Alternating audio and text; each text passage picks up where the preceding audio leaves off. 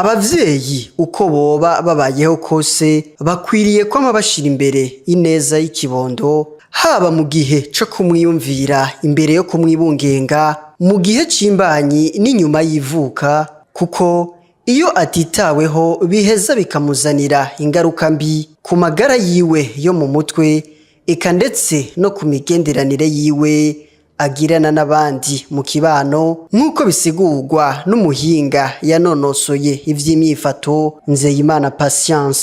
Umwana ni ingabire itangwa n'Imana, ni ingabire ikomeye cyane umuntu aba akwiye guha agaciro. Ugize Imana ku gakado, iyo ngabire ukayironka, yibungabunge nk'umuvyeyi.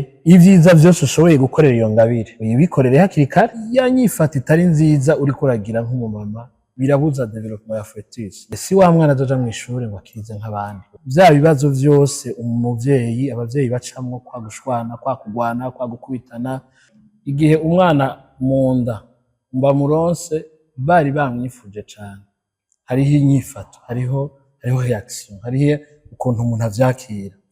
Wa mwana w'umukobwa canke wa mumama yubatse asamye natarayifuza, icambere akora ni deception, n'umubabaro agira muri we nyene ubwiye nka mama. Yahava yugira papa avuga ati twaratamene, jewe na wewe twari tuvuganye ko twahejeje, ivyo uriko uranzanira sivyo.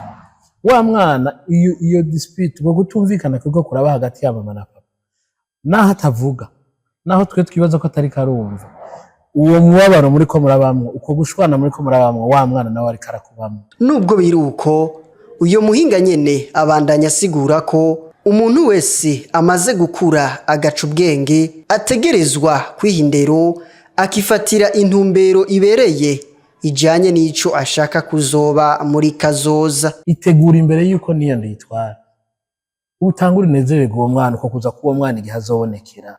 Witegure kuyakira neza, witegure kuyibungabunga, witegure kurengera bimwe vyo kubabaza wewe mu ntumbero yo gukingira iyo ngabire idasanzwe uwo buronse. Hari inyifato nk'abavyeyi igihe umwana bamaze kumuronka, dukwiye kumenya ko vy'ukuri turi hafi y'umwana. Dufise abana bategerezwa kweduka, tugaha indero, tukitaho, tukereka inzira.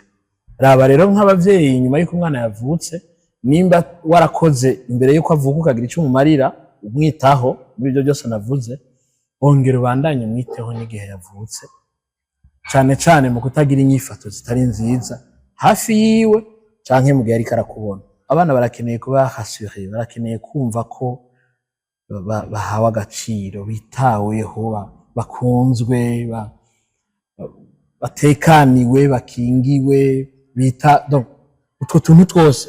Umwana arakeneye gutegwa intege, encourager.